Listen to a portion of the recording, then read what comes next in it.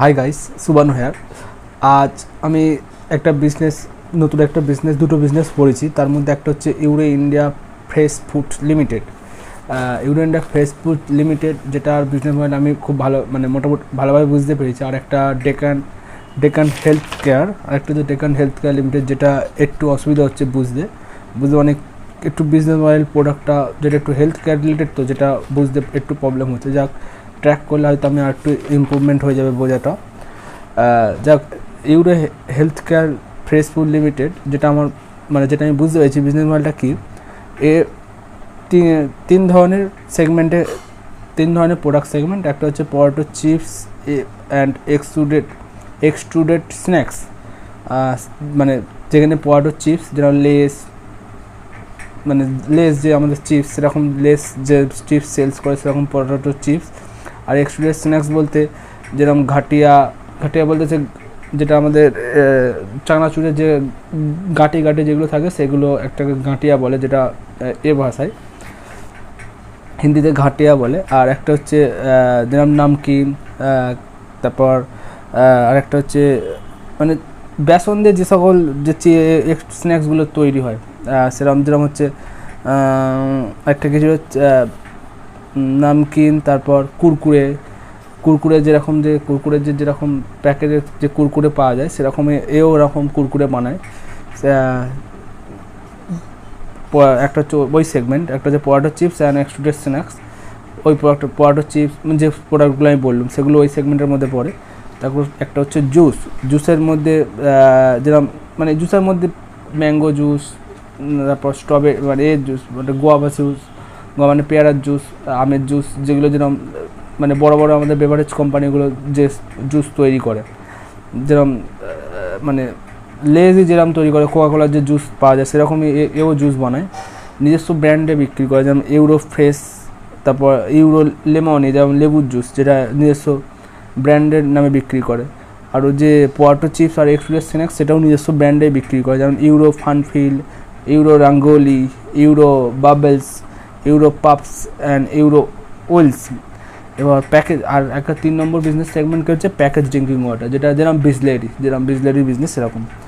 এবার আসল কথা আছে, এটা হচ্ছে কি, এটা একটা কনজিউমার সেগমেন্ট, D2C বিজনেস। আর কোম্পানি কোম্পানি অনলাইনেও প্রেজেন্স আছে, যে চ্যানেলে সেল করে, একটা হচ্ছে রিটেল, একটা রিটেল ডিস্ট্রিবিউশন, আর একটা অনলাইনেও সেল করে। যেরকম অনলাইনেও প্রেজেন্স আছে, আর একটা মোস্টলি কোম্পানির সেলস আছে অফলাইনে, ব্রিক্স অ্যান্ড মর্টার্স যে স্টোর যেগুলো বলে অফলাইনে, যেখানে কাস্টমার গিয়ে কিনবে। যেরকম দোকান আশেপাশে যে আমাদের যে দোকান যেরকম আছে না, সেরকম দোকানে, মলে, সুপার স্টক বলতে যেমন ডিমার্টের মলে, তারপর যেরকম ধরো এটা কি ছিল, রিলায়েন্স যে রিলায়েন্সের যে স্মার্ট পয়েন্টের মলে ওর প্রোডাক্ট বিক্রি করে।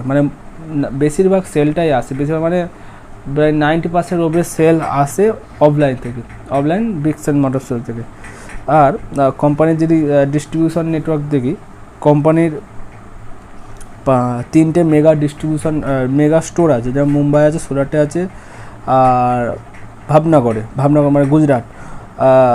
আর প্রোডাক্ট আর কোম্পানির সমস্ত প্রোডাক্ট হোম ডেলিভারি করা যাবে। হ্যাঁ, তবে যে এলাকাগুলো যে মার্কেটে প্রেজেন্স আছে, সেই মার্কেটের মধ্যে, সারা প্যান ইন্ডিয়া নয়, এটা একটা ছোটো কোম্পানি, একটা রিজনাল বিজনেস। আর কোম্পানির মোটামুটি 280খানা ডিস্ট্রিবিউটর আছে, 280খানা। কোম্পানি এখন বিজনেস করে 10টা স্টেটে, 10 স্টেট। আর নতুন যে স্টেটে পা বাড়িয়েছে সেটা হচ্ছে গোয়া, আর একটা হচ্ছে ছত্তিশগড়। কোম্পানির রেভিনিউ যদি ব্রেকআপ দেখি, 97% আসে sales and goods and service, যেসব প্রোডাক্ট সেল করে। আর 3% জব ওয়ার্ক, অন্য কারোর ধরো হয়ে ম্যানুফ্যাকচারিং করে দিল, অন্য কোনো বিজনেসের হয়ে প্রাইভেট লেভেলিং করে দিল, এরকম। আর জিওগ্রাফিক রেভিনিউ দেখি 98% ডোমেস্টিক, 2% এক্সপোর্ট। আর এক্সপানশন, আর কোম্পানি এক্সপেনশন বলতে নতুন একটা প্ল্যান্ট এক্সপেনশন করেছে, নতুন একটা প্ল্যান এক্সপেনশন করেছে। এবার আসল কথা আছে যে বিজনেসের রিস্কটা কি, এটা হচ্ছে মানে যে এটা এমন একটা কোম্পানি যে কোনো কনকল বা পিপিটি দেয় না। এটা আমি পুরানো অ্যানুয়াল রিপোর্ট বা অন্যান্য ডেটা থেকে পেয়েছি, বিজনেসে বা ক্রেডিট রেটিং থেকে পেয়েছি এর ডেটাগুলো, মানে কী বিজনেস করে, কীভাবে ইনকাম করে, কোথা থেকে মানে কী সেল মানে কী সেল করে, আসল প্রোডাক্টটা কী, সেটা আমি অ্যানুয়াল রিপোর্ট আর ক্রেডিট রেটিং আদার্স যে ডেটা সোর্সগুলো থাকে সেখান থেকে পেয়েছি, কোনো কনকল বা পিপিটি দেয় না। আর বিজনেসে একটাই রিস্ক হচ্ছে র মেটেরিয়াল প্রাইস ইনফ্লেশন বা ভলাটিলিটি, কারণ মানে এগুলো হচ্ছে মানে এমন প্রোডাক্ট সেল করে যেখানে কোনো প্রাইসিং পাওয়ার নেই। আর যদি প্রাইসিং বাড়িয়েও সেল করে তাহলে বড় বড় যে লার্জ প্লেয়ারগুলো আছে, যেরকম লেস কুরকুরে, তারপর লেস কুরকুরে বা যেরকম পার্লেজি যে সেগমেন্ট যে ওসব প্রোডাক্টে ডিল করে, যেরকম ধরো যে বললাম যে প্রোডাক্টগুলো বললাম, যেরকম চিপস, নামকিন, তারপর হচ্ছে যেরকম গাটিয়া, তারপর যে প্রোডাক্টগুলো সেল করে মানে সেগুলোর প্রাইসিং তো কম হয়, আর ওই প্রাইস মানে সেখানে যদি 5 টাকা 10 টাকার যে প্রোডাক্টও সেল করে, ওখানে যদি প্রাইসিংটা বাড়িয়ে দেয়, ও প্রাইসিং বাড়ানো মানেই কাস্টমার সঙ্গে সঙ্গে অন্য কোনো ব্র্যান্ডের প্রোডাক্টে শিফট হয়ে যাবে, কারণ এখানে কাস্টমারটা প্রাইস সেন্সিটিভ। আর এক্ষেত্রে কী হয়, র মেটেরিয়াল প্রাইস যদি বেড়ে যায় কোম্পানি সেটা পাস অন করতে পারে না, কারণ র মেটেরিয়াল প্রাইস যদি বেড়ে যায়, মানে যে র মেটেরিয়াল প্রাইস সেটা যদি প্রাইসটা বেড়ে যায় কোনো কারণে, যেরকম মনসুনের কারণে হতে পারে, মানে কাল্টিভেশনের কারণে হতে পারে, বা ক্রপসের দাম বেড়ে গেলে হতে পারে, বা মিনিমাম সাপোর্ট প্রাইস যেটা গভর্নমেন্ট সেট করে আর কমোডিটিস সেটা যদি বেড়ে যায়, সেটার জন্য র মেটেরিয়াল প্রাইস বেড়ে যেতে পারে। মানে আরও নানা রকম কারণ থাকে, যেটার কারণে যদি র মেটেরিয়াল প্রাইস বেড়ে যায়, মানে কোম্পানি সেটা পাস অন করতে পারে না। আর তাদের একমাত্র পাস অন করার একমাত্র উপায় হচ্ছে গ্রামেজ কাট করে, আর অথবা যে ট্রেড মার্জিন, যে ডিস্ট্রিবিউটারের যে মার্জিন থাকে বা রিটেলারের যে মার্জিন থাকে, সেটা কমিয়ে দেয়। তার জন্য সেটা মানে ওদের উপর দিয়ে বাজে, কনজিউমার উপর দিয়ে পাস অন, কনজিউমার উপর দিয়ে পাস অন গ্রামেজ কাট হয়। কনজিউমার উপর গ্রামেজ কাট বলতে মানে আগে যদি 5 টাকায় 15 গ্রাম প্রোডাক্ট, মানে 15 গ্রাম যদি মানে আলুর চিপস দিত, সেটা হয়ে যাবে 13 গ্রাম কি 12 গ্রাম, মানে এইভাবে গ্রামেজ কাট করে মানে নিজেদের মার্জিনটাকে বাঁচায়। মানে এই হচ্ছে এক রকমের রিস্ক হচ্ছে, যেটা র মেটেরিয়াল প্রাইস ইনফ্লেশন। এটা মানে এই র মেটেরিয়াল প্রাইস ইনফ্লেশন এটা সমস্ত এফএমসিজি বিজনেসের মধ্যেই থাকে, সমস্ত এফএমসিজি আর ডিটিসি বিজনেস থাকে, এরকম সমস্ত এফএমসিজি বিজনেসের র মেটেরিয়াল প্রাইস ভ্যালিডিটি থাকলে, আর যারা এই সেগমেন্টে ক্যাটার করে, যে 5 টাকা 10 টাকা যে সেগমেন্টে, যেখানে প্রাইস মানে বাড়ানো অতটা সহজ নয়, যেরকম 5 টাকার ম্যাগি, সহজে 5 টাকার ম্যাগিটা 7 টাকা বা 10 টাকা করতে পারবে না, ওরকমই মানে এই সেগমেন্টে প্রাইস যদি বেড়ে যায়, র মেটেরিয়াল প্রাইস বেড়ে যায়, সহজে মানে এর মার্জিন নষ্ট হয়ে যায়, কোম্পানির যে ইবিটটা মার্জিন সেটা নষ্ট হয়ে যায়। হ্যাঁ, তবে এটা থেকে কোম্পানি যে মানে এই প্রাইসটাকে মানে এই মার্জিনটাকে বাঁচানোর কোম্পানি কী করছে, যখন র মেটেরিয়াল যে প্রাইসটা অ্যাফোর্ডেবল হয়, বা খুবই যখন এমন কোনো সিজন এলো যখন র মেটেরিয়ালটা খুবই চিপ দামে পাওয়া যাচ্ছে, কিন্তু হয়তো সেই সিজনে কোম্পানি কী করে, বাল্কে অনেক বেশি করে র মেটেরিয়ালটা কিনে নেয়, যাতে পরের বছর যদি র মেটেরিয়াল প্রাইস বেড়েও যায়, কোম্পানির অতটা এফেক্ট যাতে না হয়। কিন্তু এর ফলে কী হয়, কোম্পানি যদি এরকমভাবে রিস্কটাকে মানে এই প্রাইস মার্জিনটা এড়ানোর জন্য কোম্পানি হয়তো বাল্কে র মেটেরিয়ালটা কিনে নেয় যখন অ্যাফোর্ডেবল থাকে বা যে সিজনে ক্রপ ভালো হয়, এর ফলে কী হয়, কোম্পানির ইনভেন্টরিটা বেড়ে যায়। আর ইনভেন্টরি বেড়ে যাওয়া মানে কোম্পানির এটা বেড়ে যাওয়া, আরওসি কমে যাওয়া, কারণ ওয়ার্কিং ক্যাপিটালে টাকাটা আটকে গেল, ইনভেন্টরি বেড়ে গেল, তাই কোম্পানিতে ইনভেন্টরিটা বেড়ে যায়। এই একটাই রিস্ক, মানে এটা একটা রিস্ক হচ্ছে র মেটেরিয়াল প্রাইস বেড়ে যায়। আর সেটাকে ক্যাটার করার জন্য কোম্পানি কী করে, যখন র মেটেরিয়াল সস্তা থাকে, বা যে ইয়ারে র মেটেরিয়াল ভালো ফসল হয়, সেই ইয়ারে যদি র মেটেরিয়াল প্রাইস কম হয়, বাল্কে কোম্পানি কিনে, যার জন্য ইনভেন্টরিটা বেড়ে যায়। আর সেকেন্ড রিস্ক হচ্ছে কম্পিটিশান ফ্রম লার্জ প্লেয়ার। এটা তো হয়েই থাকে, যদি তুমি ছোটো প্লেয়ার হয়, বড় প্লেয়ার পুরো মার্কেটটা তো ঘিরে রয়েছে বড় প্লেয়ার, যারা বড় প্লেয়ার বলতে যেরকম Lay's, Kurkure, Parle, Balaji, Uncle Chipps, Haldiram, এরা কী করে, এরা হচ্ছে বড় লার্জ প্লেয়ার, ওরা মার্কেটটাকে ধরে রাখে।